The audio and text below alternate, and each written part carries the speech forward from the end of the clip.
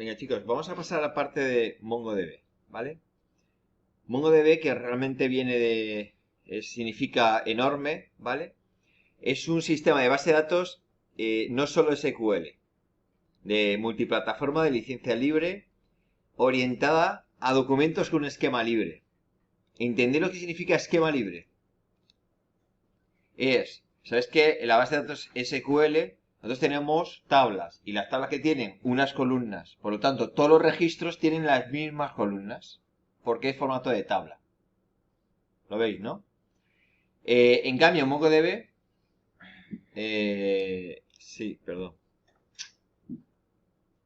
En MongoDB no ocurre así, ¿vale? En MongoDB lo que ocurre es que cada registro es independiente del anterior y por lo tanto cada registro puede tener los datos que quiera, ¿vale? ¿Qué deben tener todos? Una clave primaria, el único, ¿vale?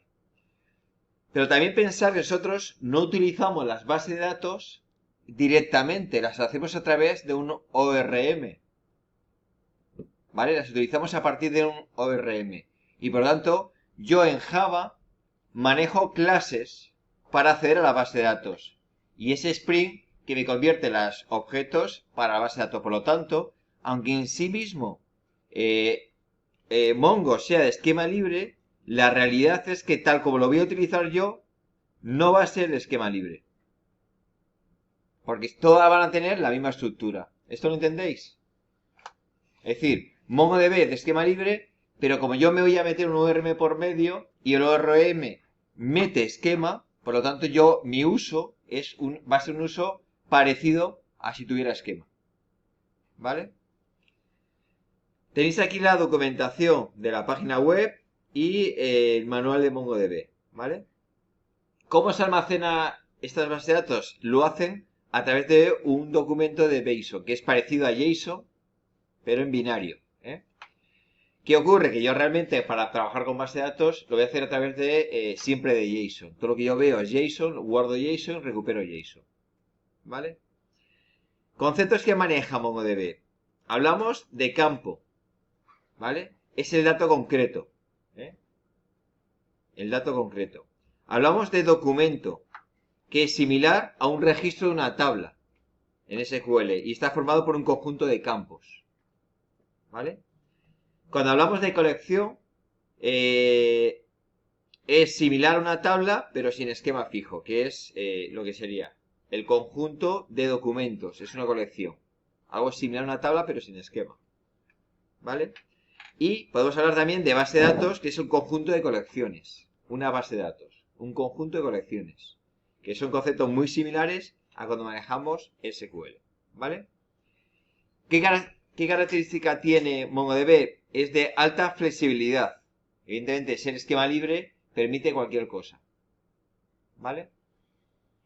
Tiene alta escalabilidad horizontal. Es decir, que está preparada para que tú puedas replicar la base de datos en 8 servidores y se pueda optimizar, pueda hacer un reparto equitativo de carga para los distintos servidores. ¿Vale? Ya viene preparado directamente la base de datos para funcionar muy bien en la nube. Y pues tiene ese reparto, tiene el balanceo automático, con lo cual todo ya viene preparado. Entonces, para funcionar en nube son bases de datos muy optimizadas. La instalación. Podéis instalarla directamente como un servicio, ¿vale? Lo podemos instalar directamente como un servicio o, en mi caso, yo lo instalo como un punto zip. Yo recomiendo para que te ocupe menos máquina. Que simplemente bajáis el punto zip, descomprimimos donde sea y lo que hacemos es creamos esta carpeta de forma manual. Eso es una ruta, donde tú la quieras crear. ¿Vale? Creáis la base de datos. Aquí se van a situar las bases de datos que vayamos a hacer con MongoDB. ¿Vale? Será una ruta en tu disco, pues c2 donde tú las hayas colocado y demás. Entonces, para arrancar el servidor, evidentemente, como no es un servicio, no lo hemos instalado, lo tenemos que hacer manualmente desde consola. Entonces, lo que hacemos es, abrimos una consola, buscamos la carpeta bin de donde hayas descomprimido y ejecutas este comando. Pues mongod espacio ---- dbpath Y aquí colocas la ruta completa donde tú hayas puesto esta carpeta anterior. ¿Vale? Pues si la has puesto en C, pues C 2 puntos y la ruta completa. ¿Eh? Si queremos una consola, pues también en otra consola distinta, porque esta hay que dejarla abierta para que siga funcionando. En otra consola la abrimos, nos quitamos el bin y escribimos simplemente Mongo. Y me abre una consola que se conecta con este servicio anterior. ¿Vale? Tenéis aquí la referencia de los distintos comandos, pero bueno, os pongo aquí los más importantes. Si escribís el comando help y simplemente ayuda, te dice qué comandos existen. Para ver qué versión de MongoDB pones db.version y te da la versión, ¿vale? O db.stat y te dice qué estadísticas de uso se está haciendo a la base de datos, cuánto ocupa y demás. Para ver qué base de datos tienes, es show dbs. Muestra la base de datos que en ese momento tenemos. Y luego, si queremos usar una base de datos para ver su contenido, tenemos que hacer este comando que es utiliza mi base de datos.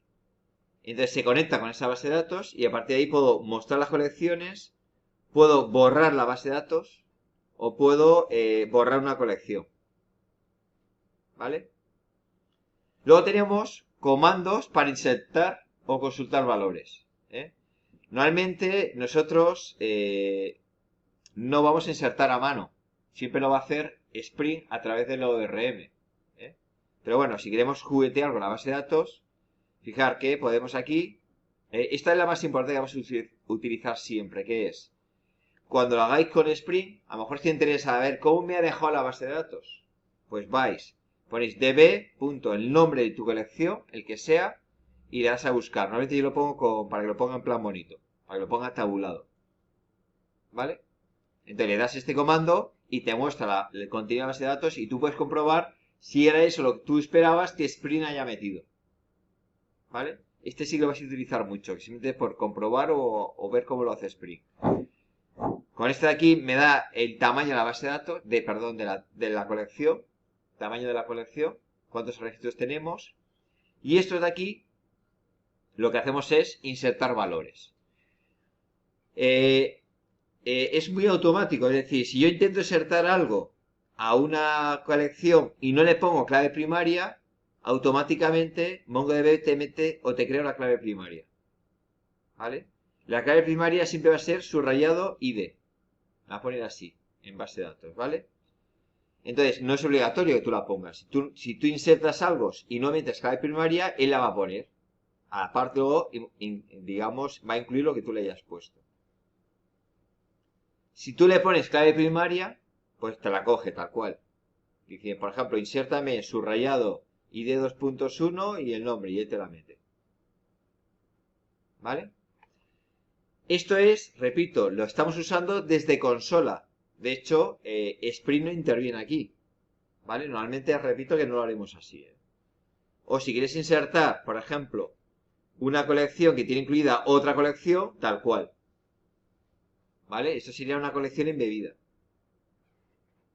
¿No? Pues ponemos 2, nombre, mi central y demás.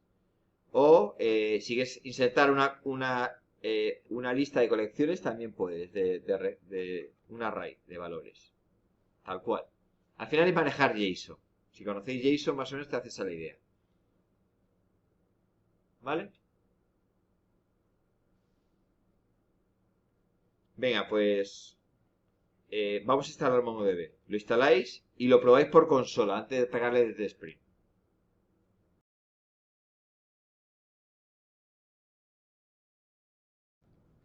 Venga, vamos a pasar ya a utilizar MongoDB desde Spring. ¿Vale?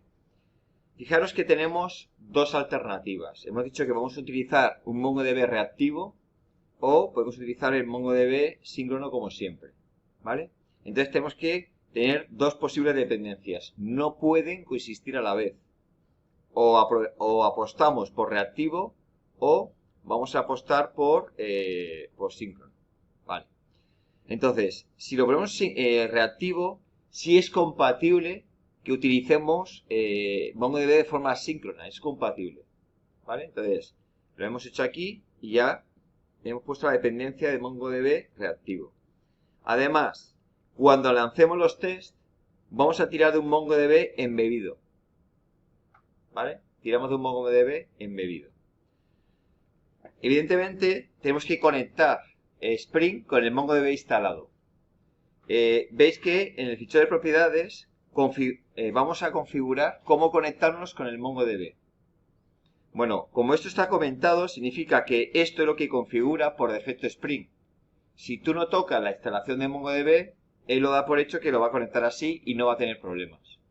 Si tú has instalado MongoDB en otro puerto, tendrás que decir qué puerto está instalado. Si has utilizado una clave de administrador, le tendrás que decir qué clave de administrador y cuál es su contraseña. ¿Lo veis? Pero si estáis en MongoDB sin ningún tipo de la instalación estándar, normalmente siempre van a poner esta configuración y Spring se va a conectar con MongoDB.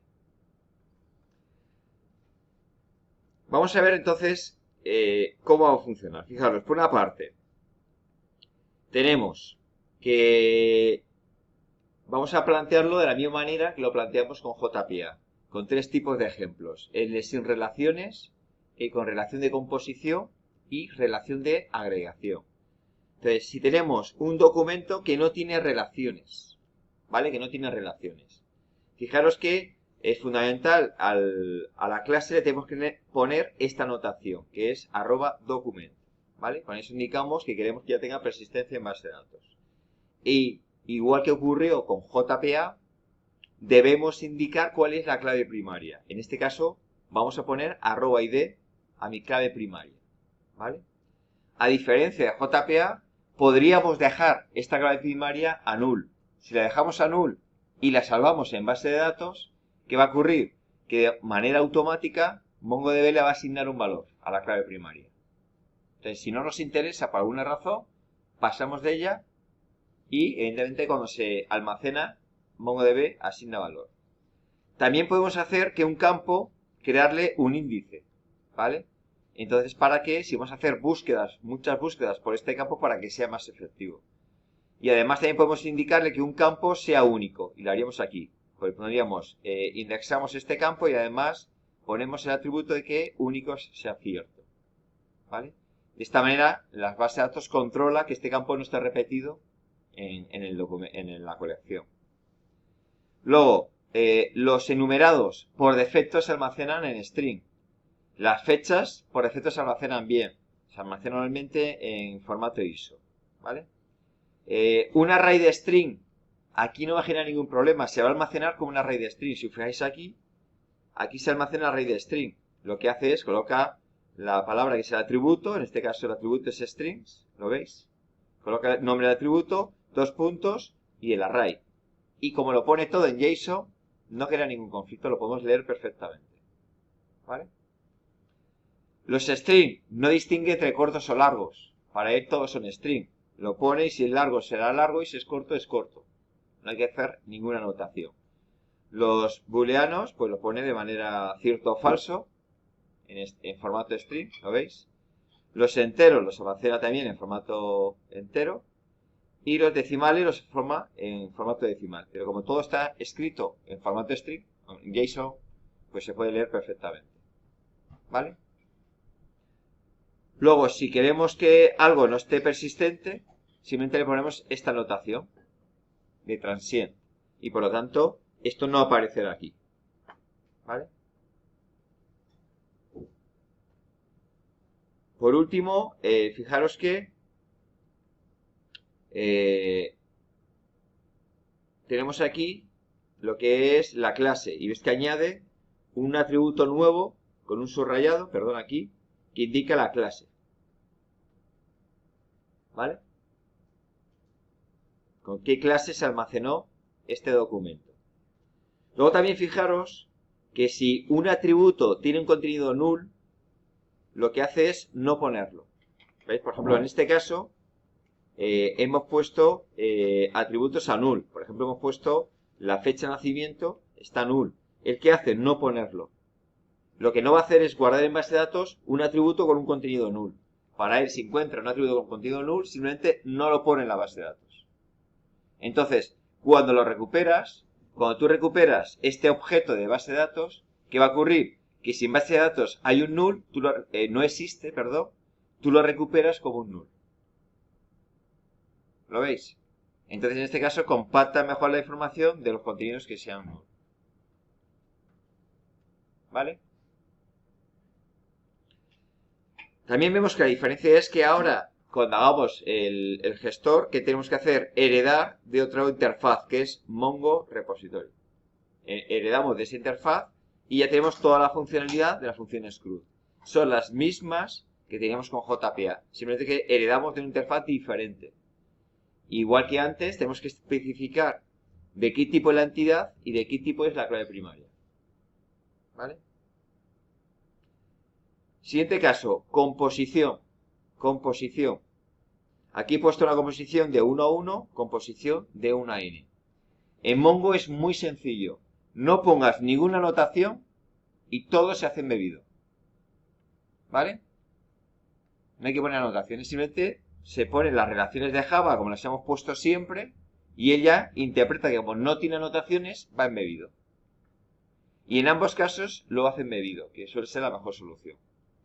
¿Vale? Fijaros que en este caso, si aquí tenemos de relación 1 a 1, es una clase, aquí tendríamos el atributo, repito que se define aquí, pues atributo de mi clase, que apunta a este documento, pues simplemente veis que internamente dice, vale, el atributo cuyo contenido que es este documento. Y se puede leer perfectamente. ¿Vale? O si es una relación de 1 a n, funciona igual de bien. Él lo que hace es, coloca el nombre del atributo que es este, ¿lo veis? Pone 2 puntos y ahora pone la colección entre corchetes. Y como es una colección, cada contenido es un objeto distinto. ¿Vale? Y vemos que entonces, con la relación de composición, lo embebe muy bien. Entonces, yo apostaría siempre por embebido. ¿Vale? Y si hacemos un DAO, como son embebidos, ¿qué haríamos? Solamente un DAO de este de aquí. Y que simplemente heredamos de esta interfaz y ya tenemos el DAO construido. Ya tenemos el repositorio construido. ¿Vale? Ahora, ¿cómo lo hace? Cuando manejamos por agregación. ¿Vale? Agregación. Evidentemente, como este objeto puede pertenecer a muchos objetos, no lo podemos hacer embebido. Que tenemos que hacerlo con un documento aparte. Entonces, ¿qué hacemos? Colocamos la anotación de @document aquí y aquí, porque no lo podemos embeber, porque es una relación de agregación. Como no lo podemos embeber, le ponemos el documento de aquí arriba. Además, como es un documento, que necesitamos clave primaria, aquí y aquí. ¿Vale? Y nada más. Entonces, el que crea, solo crea un documento con las tres cosas. Fijaros cómo lo hace. Lo que hace es, cuando es una relación de N1, pues coloca aquí su referencia. Dice, vale, NDocument, ¿lo veis? Que es este de aquí, 2 puntos, y pone dbref. Y entonces las relaciones hay que poner esta anotación, @dbref. Vosotros acordáis que en JPA hay que poner de 1 a muchos, de muchos a 1, de muchos a muchos, de 1 a 1, aquí no. Y en lugar de tener 4, solo tiene una. Y es dbref. La ponemos y ¿qué hace? Coloca este atributo, como cualquier otro, 2 puntos, y lo que hace es colocar la referencia de dónde se sitúa el contenido, en dónde está ese otro objeto, ¿vale? Que es otro documento. Cuando es una colección, lo hace exactamente igual. Veis que coloca aquí el nombre del atributo, que en este caso es AnyDocumentList, y lo que hace 2 puntos y coloca una colección. Y por lo tanto hace, abre corchetes, aquí cierra corchetes, y te pone todas las referencias, todos los objetos que tengas. Cuando yo recupero un objeto, me lo va a montar bien el ORM. Va a recuperar este JSON y va a empezar a crear los objetos y me relaciona los objetos de manera adecuada. ¿Lo veis? Entonces, evidentemente cuando utilizamos MongoDB hay que poner menos anotaciones y encima son más simples. ¿Vale? Bueno, este de aquí. Ah, no, simplemente es es que he almacenado 2. Grabé 2 y almacené 2. Este, por ejemplo, fijaros que Nick2, este tiene NDocument y tiene aquí una referencia y este apunta al mismo, ¿ves? Porque simplemente era como que dos apuntaban al mismo, porque es por agregación. Y ves que siempre lo coge aquí y aquí. Y este a lo mejor tiene dos, y creo que coinciden dos de ellos nada más, que es el B y el D, 3B y 3D. Dos ejemplos cualquiera. Pero que veis que JSON, aunque se almacena en binario, yo siempre lo voy a ver en JSON, ¿eh? Realmente binario es un almacenamiento interno en fichero, pero cuando tú lo manejas en JSON. Y esto me da flexibilidad. Evidentemente, ¿qué ocurriría si yo dejo este atributo a null? ¿Qué va a ocurrir? Que veis que esto no va a aparecer, simplemente desaparece. Porque los null no se almacenan. ¿Lo veis? Simplemente, si tú dejas esta relación a null, pones aquí este atributo que lo tienes siempre, pues no lo guarda. ¿Por qué? Aquí sí que aprovecha lo de esquema libre. Es decir, no tiene que tener todo exactamente el mismo esquema. Al ser JSON, en sí mismo, por la filosofía de almacenarlo en JSON, el JSON es flexible. Es que las tablas no son flexibles. Ese es el problema de utilizar una tabla como filosofía de almacenamiento. No es flexible. Y por lo tanto, por eso es de esquema fijo. En cambio, el JSON, como es muy flexible, es esquema libre. Pero por el propio principio de cómo almacenamos las cosas. ¿Veis la diferencia entre uno y otro? Vale.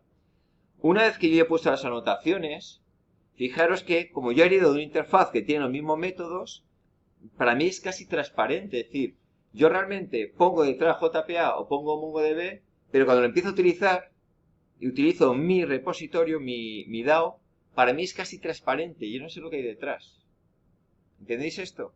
Porque se lo come tanto el ORM que yo dejo de verlo. Evidentemente tienes que tener ciertos conceptos. Es decir, si sé que es Mongo, sé que no necesito darle valor a ID, porque lo crea solo. En JPA tenéis que haber puesto aquí lo de autogenerado.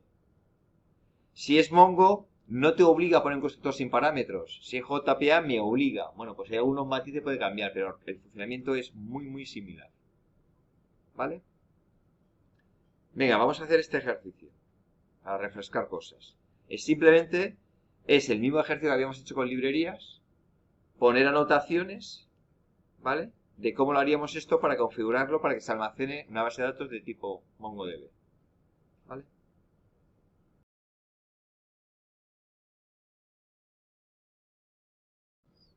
Bueno, pues aquí tenemos la solución, ¿vale? Los que son documentos, fijaros que hay que poner @document. Siempre que tengas @document necesito una clave primaria, obligatoriamente. Aquí tengo clave primaria, documento clave primaria. Y los embebidos es tan sencillo como no poner anotaciones. Y entonces queda embebido dentro del documento de autor. ¿Vale? Los repositorios. Fijaros que, claro, a los embebidos no le voy a hacer un repositorio, no tiene sentido. Entonces que tendré 4 repositorios. El de libros, el de autor, el de estilo y el de temas. No voy a tener un DAO de contacto porque está embebido. Se accede a través de autor, realmente. ¿Vale? Entonces aquí tendríamos 4. ¿Vale?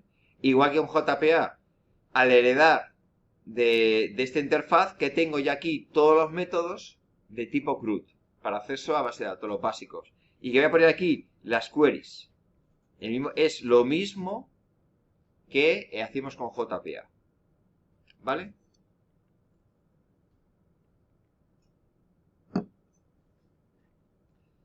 Vale. Y ahora dices, vale, ¿cómo se hacen las queries con Mongo? Pues exactamente igual que las queries con JPA. Entonces, ¿el primer sistema cuál es? Queries mediante nombre de métodos. Y los nombres de métodos coinciden exactamente con Mongo y con JPA. ¿Vale? Entonces, no voy a repetir un poco el proceso, pues lo vimos con JPA. Pero dice, bueno, pues buscar por este atributo que sea después de esta fecha. Entonces, aquí tenéis las palabras clave. Y aquí tenéis cómo sería la query mediante nombre de métodos. ¿Vale? ¿Cuál es la diferencia? Os he puesto a la columna de la derecha cuál sería el JSON query equivalente. Porque acordaros que JPA utilizábamos JPQL como lenguaje de consulta y aquí utiliza lo que llaman lenguaje de consulta que vamos a llamar JSON query. Que es distinto. ¿Vale? Es distinto. Entonces, el primer sistema igual que con JPA, ¿vale? Es repetir lo mismo. Siguiente.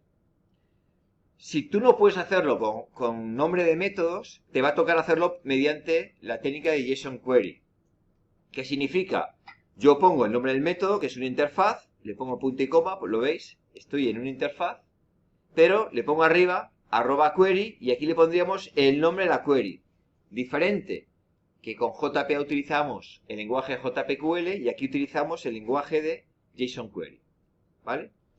Os he dejado en la transparencia anterior los nombres de métodos y cuál sería la JSON Query equivalente aquí, para que vayáis cogiendo poco a poco la habilidad de cómo funciona una JSON Query. ¿Vale? Por ejemplo, pero ves que es tiene, para cuando utilizas aquí, por ejemplo, es menor que e igual. Pues dice, pues es, ¿dónde está? Aquí. L de menor, T de dem y el E de equal. ¿Lo veis? Entonces, como esto es un comando, lo pone con el $.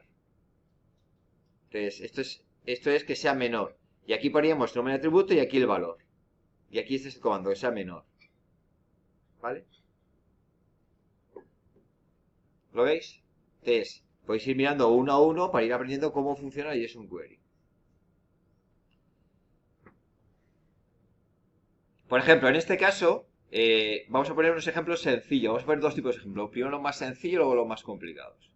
Sencillo. Aquí es buscar por nick. Evidentemente, siempre que puedas, hazlo por nombre de métodos. Es más liviano, más ligero, más fácil de entender y se acabó. Os he puesto la query equivalente, pero no es necesario hacer esta query, porque por el nombre de método la puedo resolver. ¿Vale? ¿Cómo sería la query? Pues fijaros, yo pondría aquí arriba, si la quisiera hacer por JSON Query, pondríamos @query, abro paréntesis, lo pongo entre comillas, ya le digo, vale, abro llaves. Aquí es el atributo, entre apóstrofes, 2 puntos, y ahora el atributo, el valor, y pongo interrogante 0. Entonces se va a poner interrogante 0, interrogante 1, interrogante 2, que se asocia el primer parámetro, al segundo parámetro, al tercer parámetro. ¿Lo veis? Como es interrogante 0 es el primer parámetro, que se supone que cogerías el atributo que tú pases como parámetro. ¿Vale? Ahora, imaginaros que yo no quiero todos los atributos, porque claro, esta query ¿dónde está? En este repositorio, que es sin relación. Entonces, ¿qué te devuelve? Objetos de tipo sin relación. Vale. Si yo quiero solamente un campo, un atributo, es decir, solo quiero el ID, ¿vale? Quiero el ID, y en este caso quiero ID, y además quiero la fecha de nacimiento y quiero el atributo largo. ¿Vale? Entonces, ¿cómo lo pondríamos? Ponemos buscar ID y fecha de nacimiento y largo por nick. En este caso, no lo podemos hacer por nombre de método. Es decir, si tú pones esto, no va a funcionar. ¿Vale? ¿Qué tenemos que hacer? Tenemos que poner esta query y decirle, mira, en la consulta que es búscame por nombre de nick, solo quiero estos campos, que es fecha de nacimiento y largo. Y por defecto te va a poner el campo de clave primaria. ¿Vale? Te lo pone por defecto. Por eso tenemos 3 campos. ID, fecha de nacimiento y tal. Y aquí pone un poco, te pongo como comentario cómo funcionan estos valores. Si pones el ID es incluido por defecto. Si pones 1, solo los que especificas. Y si pone 0, todos menos el especificado. Es decir, si yo pongo aquí fecha de nacimiento, 2 puntos, un 0, me va a poner todos menos la fecha de nacimiento. ¿Vale? Si solo quieres 2, yo pondría esto. Fecha de nacimiento y largo. ¿Y qué hacemos? Le metemos aquí el DTO. ¿Vale? Metemos aquí un DTO. Ya no metemos como el resultado de la búsqueda lo metemos en un documento, sino metemos en un DTO. Entonces, ¿cómo el ORM lo va a casar? Pues muy sencillo. El DTO puede ser cualquier DTO. Me vale cualquiera. Va a buscar que si tiene que meterte aquí dentro la fecha de nacimiento, que va a buscar un método que se llame set born date. ¿Lo veis?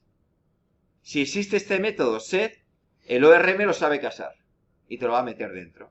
Y dices, es que esto es cómodo. ¿Por qué es cómodo? Porque a lo mejor este es el DTO que quiero devolver ya del API REST. Si el proceso es muy sencillo, directamente quieres un campo, lo metes en el DTO y esto lo vas escribiendo al API REST, con lo cual te sale tu API REST más sencillo. No hay que hacer un preproceso de extracción de datos y montar un DTO. Te lo monta directamente el DTO. Te lo monta directamente el ORM. ¿Lo veis? ¿Vale? O en este caso, imagínate que no quiero la clave primaria, solo quiero buscar la fecha de nacimiento por nick. ¿Qué haríamos? Ponemos ID a 0 y por lo tanto este no lo va a meter.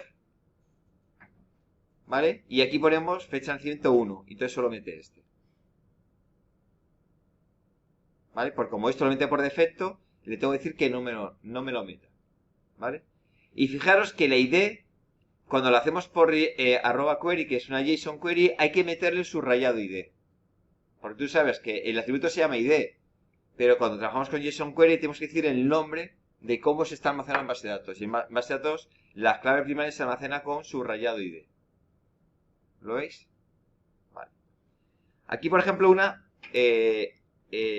que queremos buscar por nick y por largo. ¿Vale? Entonces, ¿qué le pasamos? Dos atributos, nick y largo. En este caso, el nombre de método funcionaría. No hace falta poner la JSON query, por eso está comentada, porque no es necesario.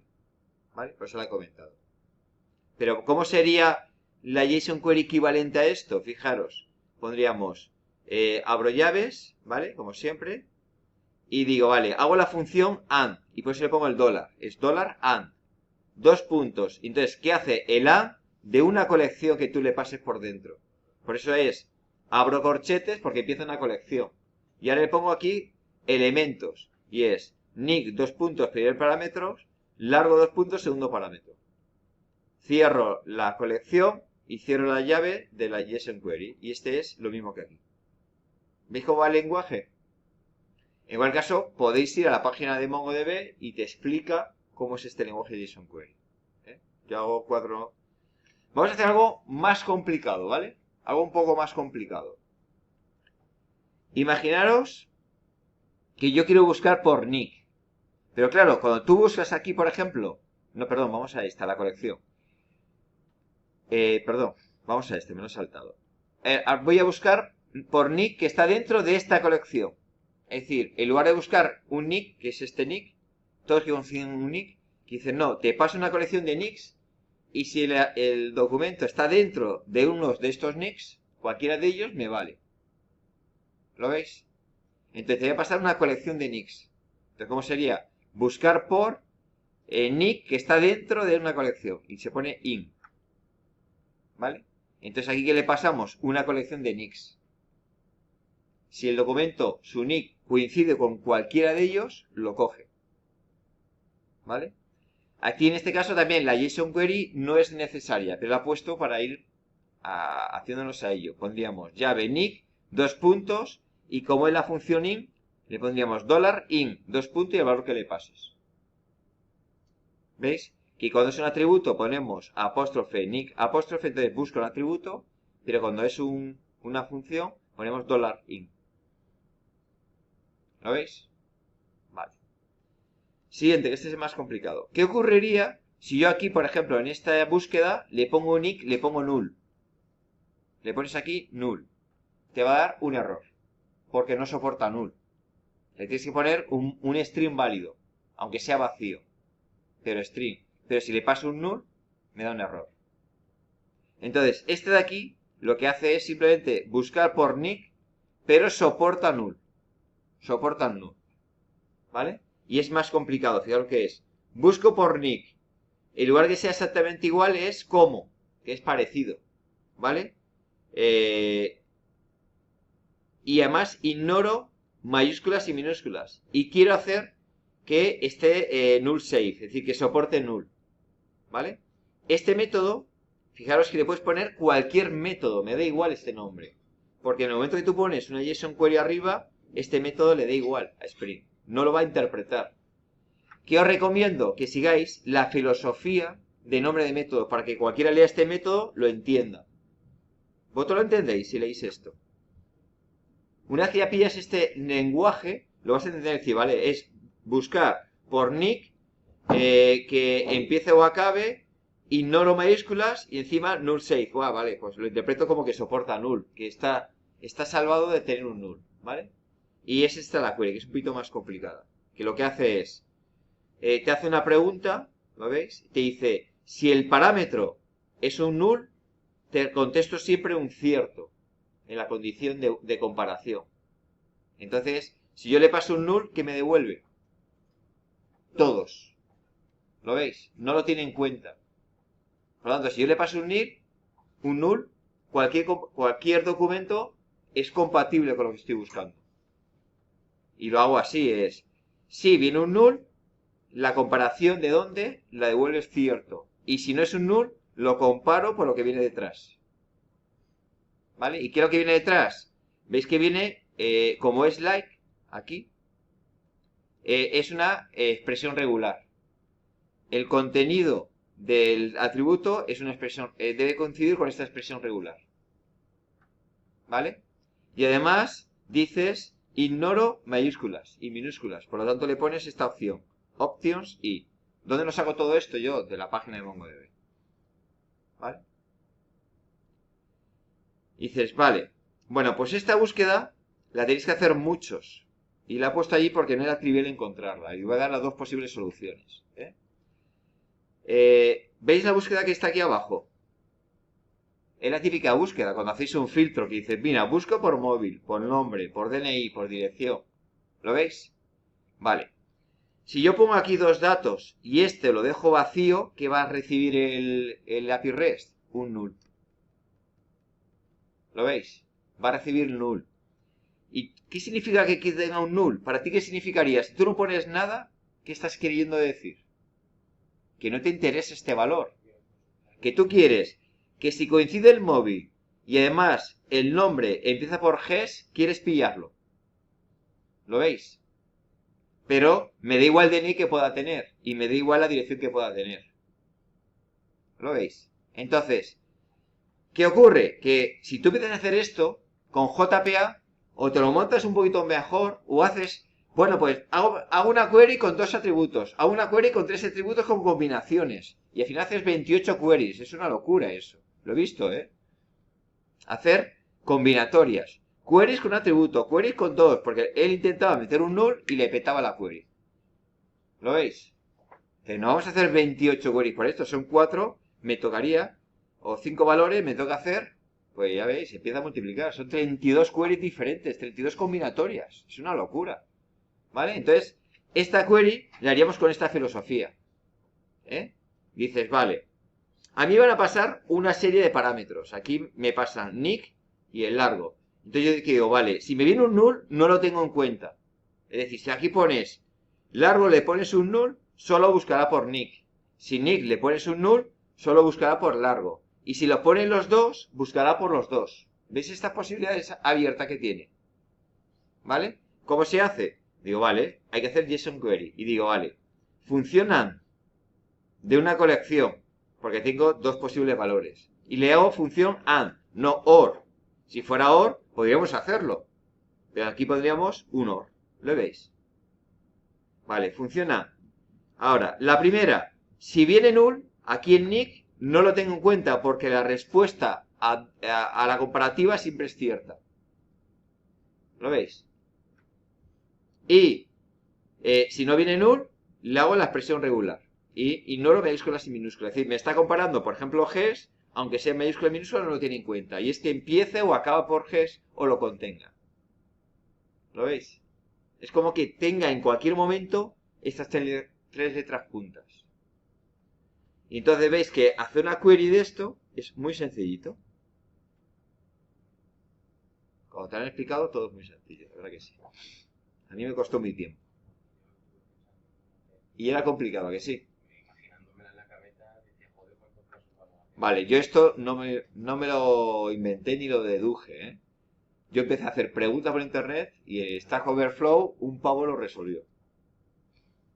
Dijo, pues esto yo he probado y esta es mi mejor opción. Aunque yo ahora, esto lo encontré hace 3 años y han encontrado una solución mejor. ¿Vale? Que las dos que vamos a encontrar. ¿Lo veis? Entonces, como filtros, mucha gente lo tiene que hacer, ya sabe cómo se resuelve ese filtro, Eso sí, ¿veis este nombre que es como eterno? ¿Lo veis? Dices, pero vale la pena. Cuando la aplicación crece mucho, estos nombres te ayudan un montón, Porque tú estás en un controlador, utilizas este nombre, no hace falta que entiendas la query. Si tú la lees, sé lo que está buscando exactamente. Ahora, ¿pensáis que tenéis que hacer un test de esta query? ¿Qué pensáis? ¿Habría que hacer un test? ¿Que no? Obligatoriamente hay que hacer un test de esta query. Como lo estás preguntando suena un poco... No, pues hay que hacerlo siempre. Porque yo no tengo ninguna garantía de que esto lo haya hecho bien, ¿eh? No tengo ninguna garantía, probarlo. Por lo tanto, todas las queries que hacéis, os lo repito, probarlas. Aunque sea esta query tonta, probarla. A ver si funciona bien. Porque al principio no tienes muchas habilidades y te puedes equivocar colocando el nombre del método. ¿Sabes? Evidentemente, cuando ya tienes mucha habilidad, eres experto, ya sabes, ay, no me voy a equivocar con esto. No es necesario que hagas un test. Pero vosotros, todas las queries tienes que ponerle test, ¿vale? Ahí la segunda parte de cada una de las condiciones estas donde pone nick y regular expression y tal, eso no me hace hacer. Esto es que como tú aquí, mira, aquí tienes dos opciones. Ves que aquí utilizas el by nick, ¿vale? ¿Qué significa? Que es igual. Y como es igual, le pones el nombre del atributo y el valor tal cual. Entonces él lo que hace es una comparativa de igual, igual de dos strings. Vale. Pero aquí, ¿qué ocurre? Que este es el like. El like es que empiece con, acabe con tal. En definitiva es una expresión regular. Entonces, para el like se utiliza regex, que es una expresión regular. Es decir, que este contenido esté dentro de lo que tú estás buscando. Entonces, lo que él espera aquí es una expresión regular. ¿Vale? Es más amplio. Si tú aquí pones caracteres de expresión regular, te la aplica. Te la aplica también. Pero no quería entrar en eso, en expresión regular. Pero tenemos que entender cómo se hace una expresión regular. ¿Mi uso fácil cuál es? El like. Dice, vale, pues él coge y lo que hace es mira al principio, mira al final o mira por contenido. Es decir, mira eso si está contenido desde el principio hasta el final en lo que estamos buscando. Y es una búsqueda mejor. Porque la búsqueda de igual, Realmente es la que quieres. que normalmente tú quieres la like, no quieres la igual. Tú, por ejemplo, el móvil, ¿qué haríamos? ¿Cómo acaba tu móvil? En 6585. Digo, no creo que haya muchos móviles que acaben igual. Le pongo esto y no creo que haya dos móviles. Si me parecen dos, ¿cuál es tu móvil? Este. ¿Entiendes? O cuando buscas, mira, tu nombre, y te va a decir un nombre muy largo, vale, digo cómo empieza, G, vale, ¿cuántos Gs hay? 5, mira, pues es este, es como más rápido. ¿Vale? Y al ser ciclos encadenados se van haciendo los dos a la vez.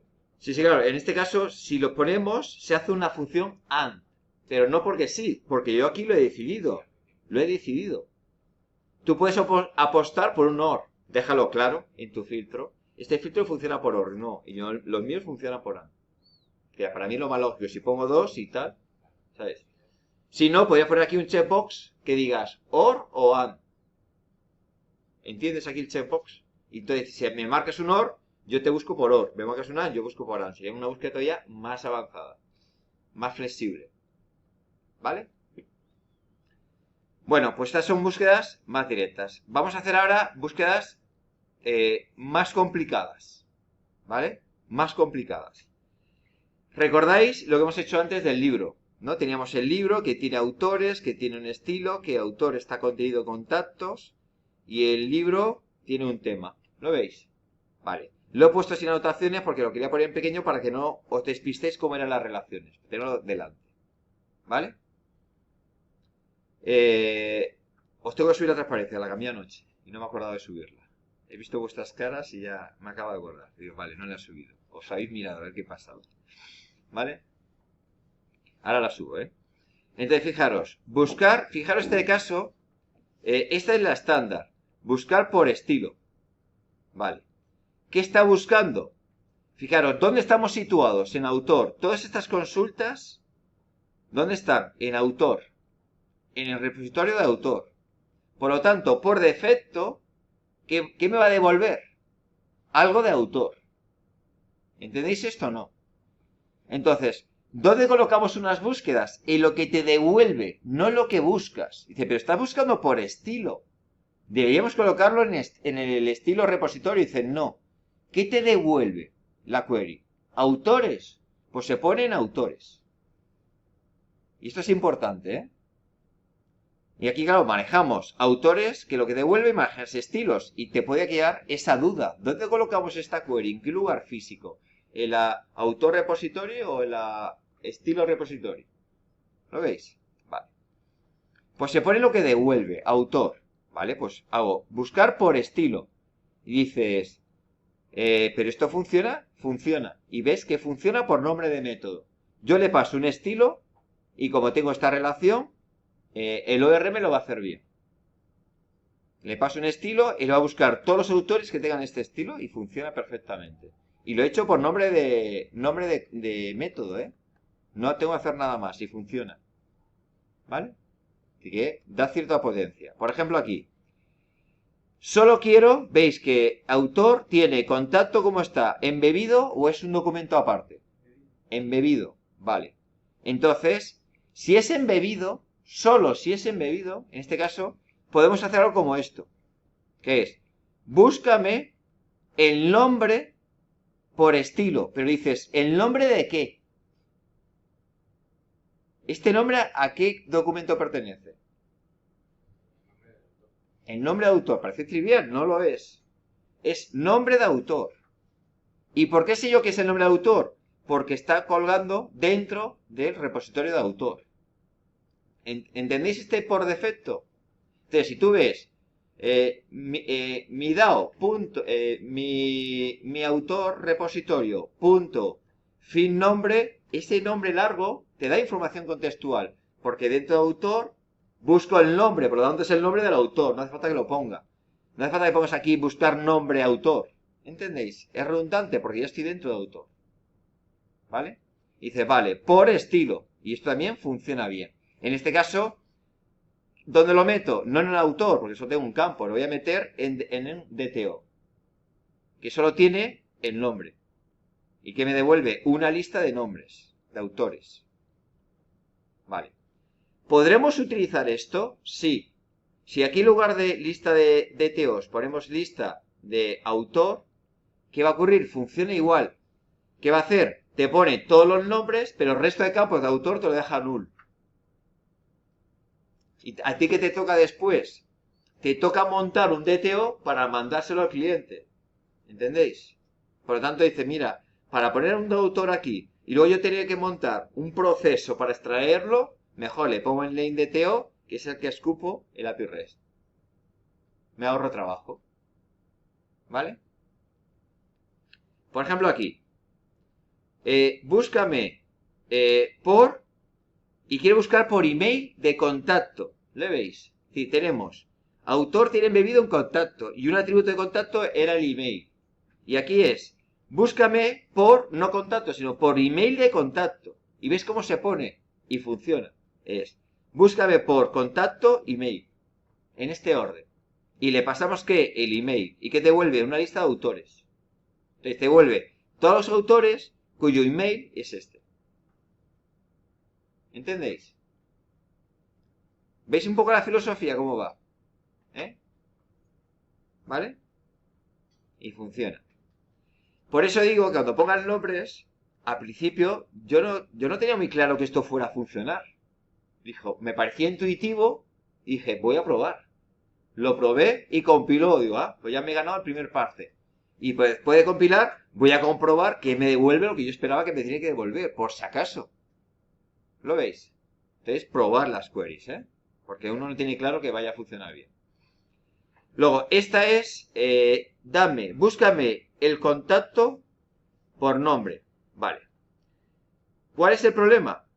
Que si yo le pido que, aquí pongo contacto de Teo, ¿y qué quiero? Solo quiero el contacto nada más. Y quiero un contacto de Teo. ¿Vale? ¿Qué ocurre? Que si tú no hacemos la query, si lo ponemos por nombre, esto no va a funcionar. ¿Por qué no va a funcionar? Porque él espera que haya un método de autor, set autor, y dentro de autor métame contacto. Me mete una doble jerarquía y me incomoda. ¿Vale? Entonces dice, no. Quiero hacer un DTO solo con los contactos. Entonces, en este caso, como solo quiero esto, no quiero que devuelva nada más, le pongo aquí. No quiero la clave primaria de autor. ¿Lo ves? No quiero la clave primaria de autor y solo quiero el atributo contacto de autor. Que es el que quiero aquí, ¿lo veis? Entonces él ya dice, vale, como solo quieres esto, ¿qué va a buscar aquí? Un método que sea set contacto. ¿Lo entendéis? Entonces, ¿qué me crea? Una lista de DTOs cuyo contenido solo es el contacto. ¿Vale?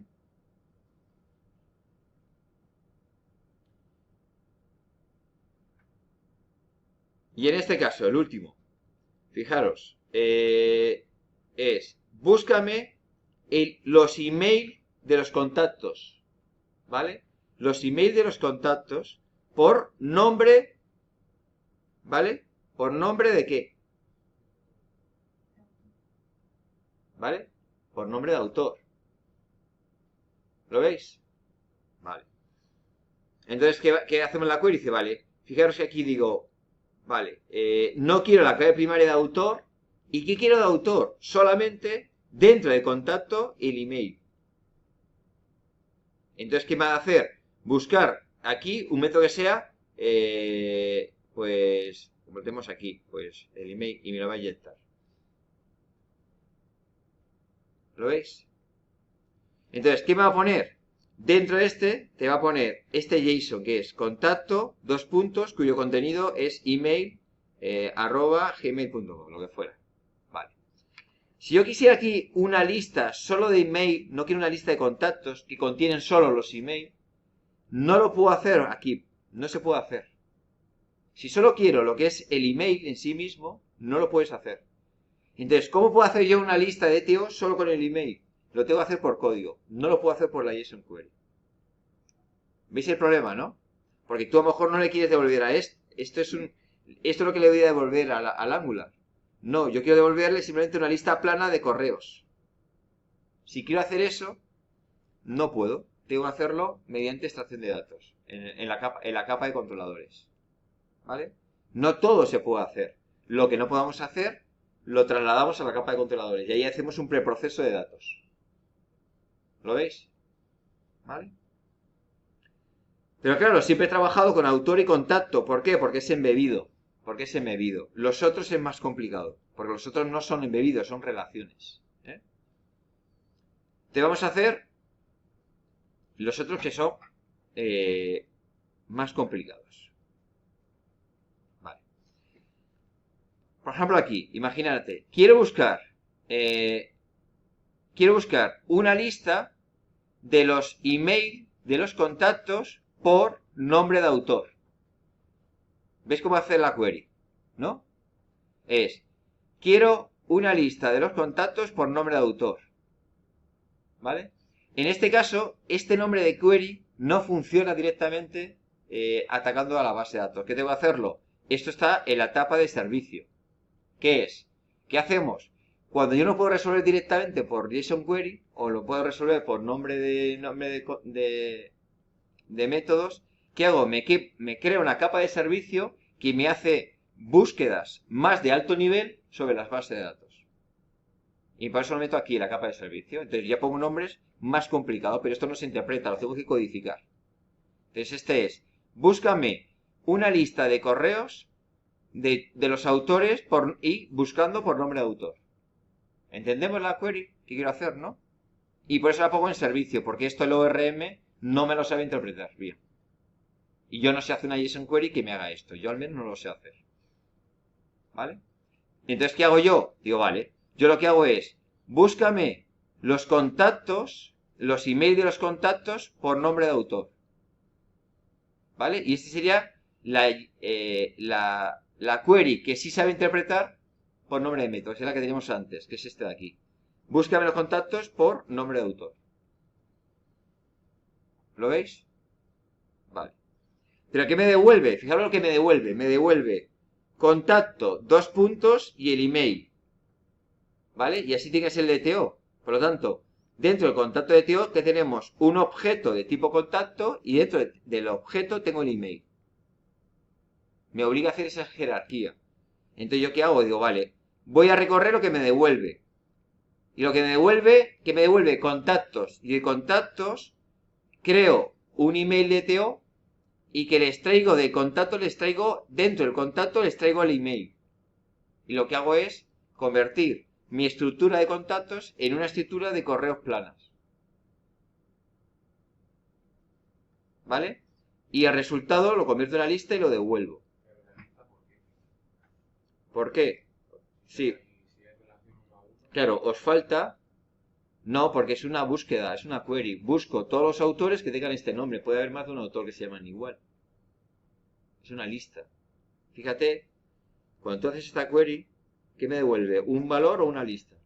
Ah, bueno, claro, que puede, vale, sí. Porque es una query que, claro, puede haber muchos autores con el mismo nombre. Muchos se pueden llamar Jesús. O muchos empiezan por Ges ese nombre. Entonces, como es una lista, ¿qué tengo que hacer? Digo, vale, a lo que tú me devuelves le convierto en string. Esto es Java 8. Lo convierto en string. Al string le aplico un mapeo. Que me devuelve contactos. A cada contacto que me devuelves, lo que hago es creo un DTO de email, cojo, extraigo el contacto y extraigo el email y lo meto aquí dentro. Entonces, ¿qué estoy haciendo?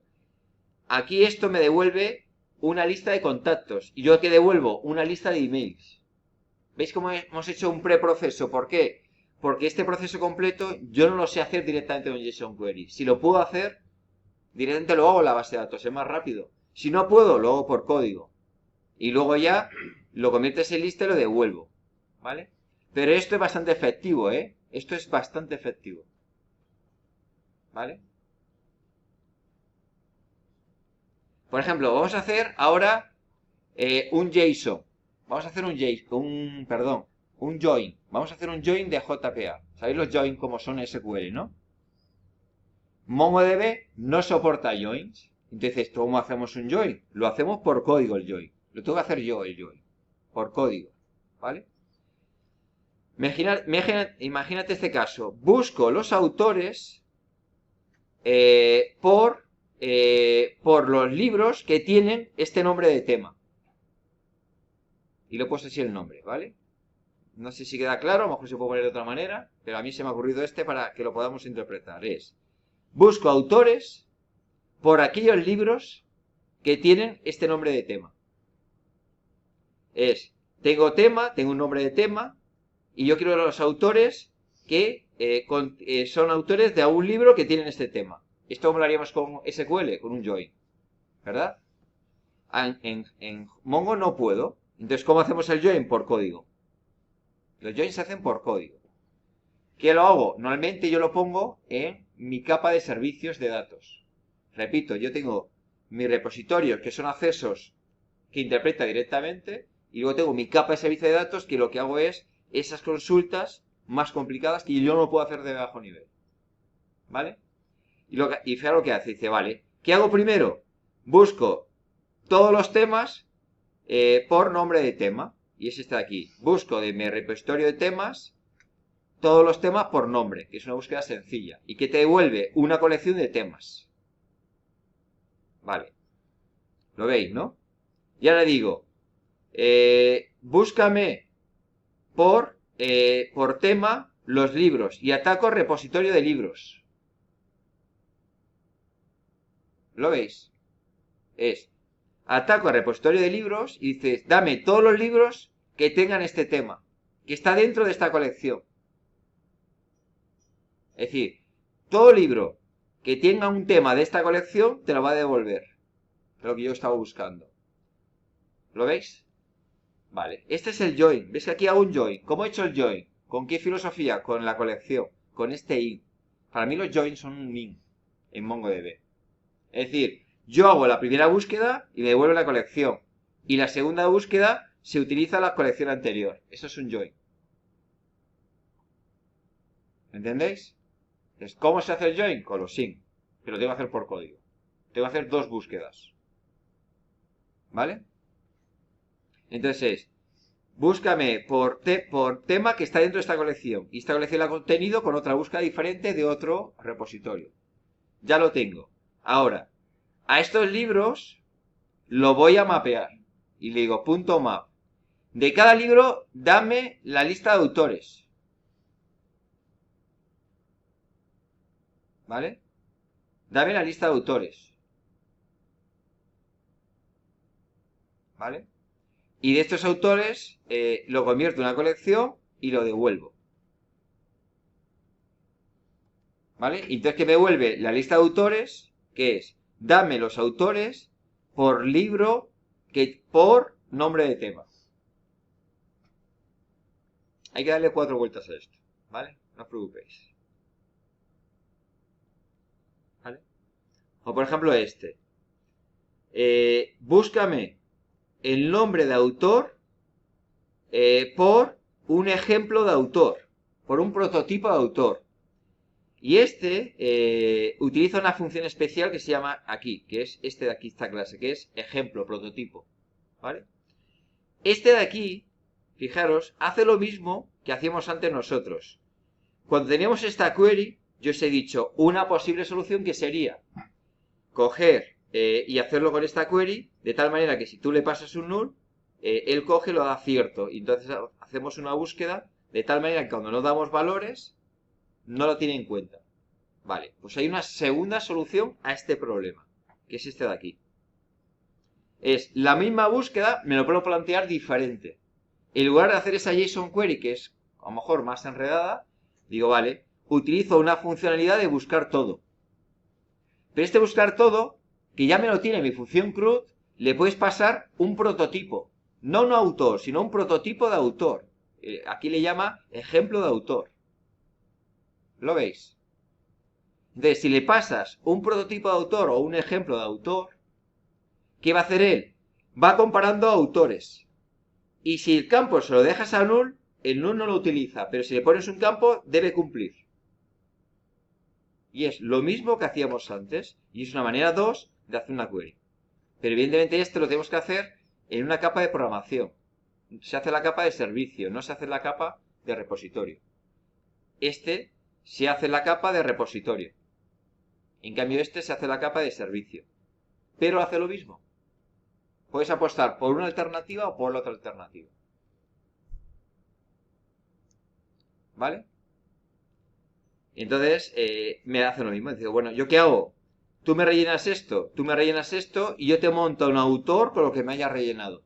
El resto que tú no me lo rellenes, yo relleno autor con null. ¿Vale? Y entonces utilizo ese autor que tiene algunos null de esta manera. Y entonces es parecido a hacer una búsqueda por prototipo, se llama. Por ejemplo, compara. La comparación la hace como si estuviera comparando con like.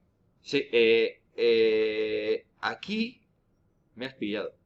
Ahora tendría que probarlo. No sé si hace una comparación por like o hace una comparación por igual. Mi intuición me dice que hace comparación por igual. Me dice mi intuición, bien preguntado. ¿Vale? Pero lo ves, yo ahora tendría que probarlo, porque claro, estas cosas lo puedes entender, pero no hay nada como probar para saber exactamente cómo funciona. ¿Vale? Bueno, y ya con esto cerramos. ¿Qué tenemos? Que evidentemente veis que cuando yo hago queries, hay que probarlas. Probar una query sobre este sistema es complicado. ¿Lo veis? Probar algo sobre esto es complicado. ¿Por qué? Porque para probar algo, que yo utilizo 2 o 3 documentos, que me toca meter documentos en todas partes. Entonces, si cada vez que voy a hacer un test, tengo que rellenar las bases de datos para poderlas probar, eso se me va a ir de las manos. Va a haber copy-paste por todas partes haciendo pruebas. ¿Vale? Solución. Tenéis que hacer un poblador. De tal manera que cuando tenemos estructuras más complejas, lo mejor que es hacer un poblador genérico que puebla todas las bases de datos a la vez. Y las prueba una vez. Y a partir de ahí, hacemos test sabiendo el contenido exacto de las bases de datos. ¿Vale? Es la mejor solución. No intentar poblar un poquito y probar, poblar un poquito y poblar, porque entonces al final eso no va a ir bien, no vamos a reciclar bien. Por eso yo normalmente lo que hago es centralizar un poblador, que lo que hace es poblarme todas las bases de datos. El año pasado, los 2 años anteriores, en lugar de hacerlo por código Java, lo hacíamos por YAML. Metíamos en YAML cómo queríamos poblar la base de datos. ¿Vale? Estuvimos un par de años y bueno, pues tenía sus ventajas, inconvenientes, y este año voy a apostar por poblarlos mediante código Java. Yo creo que queda al final más fácil casi. Y yo utilizo esta filosofía, es muy sencilla, fijaros, voy a poblar. ¿Qué hago? Dice, vale, me empiezo a crear los de abajo, tema, y me creo una serie de temas. Acción, suspense, drama, los que tú quieras. Si quiero un cuarto tema, me crearé aquí un cuarto tema. Vale. Cuando voy al libro, tira de tema. ¿qué voy a hacer? Voy a crear arrays. Y voy a dar por hecho este que es el array 0, el array 1 y el array 2. Y lo tengo delante. Digo, vale. Ahora voy a poblar estilos. Entonces lo que hago es siempre de abajo arriba, para que esto no pete. Entonces, pongo estilos, pues 2 estilos. Y por lo tanto lo sigo poniendo un array. ¿Que quiero ampliar temas? Amplíes este array aquí, no es un problema. ¿Vale? ¿Cómo se amplía? ¿Por delante o por detrás? Por detrás siempre. Por detrás siempre, muy importante. Porque si no me cambia la estructura de todo. ¿Tú quieres añadir algo nuevo? Lo añades por detrás. Y por lo tanto, los tests que ya haya lanzado antes no fallarán. Los tests anteriores no fallarán si tú lo añades por detrás. Porque es tu nuevo que estás ampliando la base de datos no afecta a los tests que ya tienes hechos. Que esto es muy importante. Luego fijaros, voy a crear autores. ¿Autores qué hace? Tira de estilos. ¿Y yo qué hago para probar? Tiro de estilos 0, estilos 0, estilos 1, estilos 1. ¿Veis cómo lo utilizo? Entonces, es muy fácil. Y dice, vale, situarte cómo se han poblado la base de datos. Os he dejado aquí abajo cómo quedan pobladas finalmente. ¿Vale? Y a partir de ahí ya puedo probar. Evidentemente, si tú me añades por delante en estilos, me añades aquí delante 1, ves que esto ya se está alterando. Y por lo tanto, el que haya hecho un test de autor, a lo mejor no le funciona bien ya. Por eso, si añade por detrás, puede ir bien. ¿Vale? Si yo toco este nombre ahora y lo toco, puede que algún test reviente. Deje de funcionar. Por lo tanto, es que a mí me interesa un nombre a Jesús con acento porque quiero probar qué pasa cuando tengo un acento. Vale, pues no cambies lo que hay. Añade uno nuevo con acento. ¿Entendéis esta filosofía? ¿Para qué? Para que los cientos de tests que yo tenía funcionando no dejen de funcionar algunos. ¿Vale? Si no te va a tocar, empezar a tocar tests que dejan de funcionar. ¿Vale? Ahora, es posible que esto crezca en el tiempo. Por lo tanto, cuando me hagáis un test de temas, esperas acción, esperas suspense y esperas drama. Y esperan más cosas, porque esto puede ser ampliable en el futuro. Que no hagáis que algunos hacen test. Leo temas y espero 3 contenidos. Este test es muy frágil. Porque en cuanto alguien me meta un cuarto tema, tu test deja de funcionar. ¿Veis esta filosofía? Intentar hacer un test pensando que esto puede crecer en el tiempo. Lo que yo tengo claro es que no espero que nadie me cambie este nombre. Y habrá un tema llamado acción. ¿Vale? Esto espero que nadie me lo cambie. Pero es posible que alguien me añada un cuarto tema. Por lo tanto, mi test de temas, ¿cómo sería? Que encuentro el tema tipo acción. O el tema suspense. O el tema drama. Pero no lo limito a 3. Podría haber más. Es posible. ¿Vale? Entonces, vuestros test serán más robustos. A los cambios de la población. Luego, ¿cómo? Y hay que hacer un borrado all. Hay que borrar la base de datos. Yo no puedo borrar la base de datos de cualquier manera, esto lo sabéis, ¿no? Yo no puedo borrar libros, porque aquí hay una relación que existe. ¿Vale? Perdón, no puedo borrar temas, porque libros depende de temas. Entonces, ¿qué borro primero, libros o temas? ¿Qué debería borrar primero?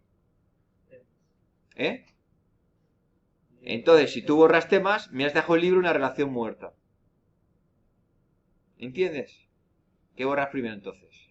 Libros. Se crean de abajo a arriba. Se borran de arriba a abajo. Por eso yo he creado primero temas y he creado estilos. Porque yo, autor, no lo puedo asociar a algo que no está en base de datos. ¿Lo veis? Por eso, creo primero los de abajo. Y creo temas y los salvo en base de datos. Creo estilos y los salvo en base de datos. Y luego creo autores que utiliza cosas que están en base de datos. ¿Ve la diferencia? Entonces, para crear de abajo a arriba, para borrar de arriba a abajo. Entonces, para borrar, ¿qué tengo que hacer? Primero borrar libros. Borro este. Borro, entonces ya si borro libros, temas ya nadie la apunta. Lo puedo borrar. Borro temas. A continuación, borro autor. Y borro autor. ¿Vale? Una vez borrados los autores, ya puedo borrar estilos. ¿Veis este orden? Entonces, siempre que ampliamos, luego si hemos creado un documento nuevo, tengo que poner aquí cómo se borra mi documento. Entonces, a las que tenéis una práctica, tenéis que ampliar los documentos en base de datos, tenéis que crear también una población en base de datos y un borrado de base de datos para que este delete all me funcione.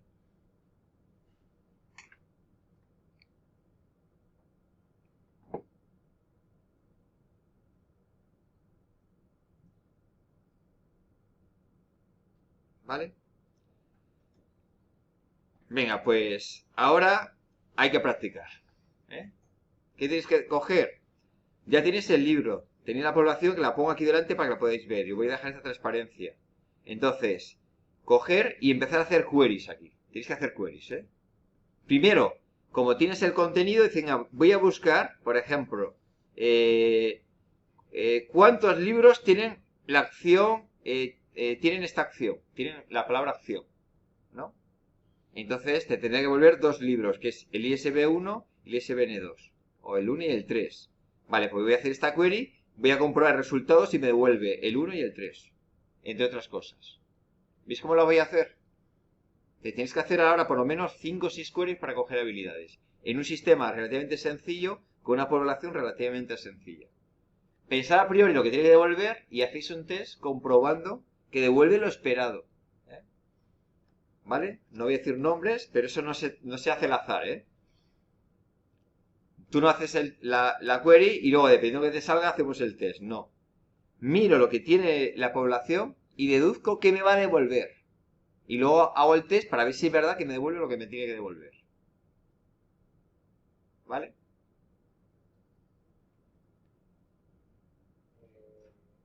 Dime. Sí, claro. Esto lo tenéis que hacer. Si nos vamos aquí. Pero vamos a meterlo dentro de la pantalla. Si vamos aquí, fijaros. Voy a cerrar esto. Tenemos que ir a los tests. Y dentro de los tests tendríamos Mongo repositorio y librerías. Aquí. Por ejemplo, aquí tendríamos los tests del repositorio. Aquí os he dejado algunos ejemplos, ¿no? Ah, no, pero librerías, perdón.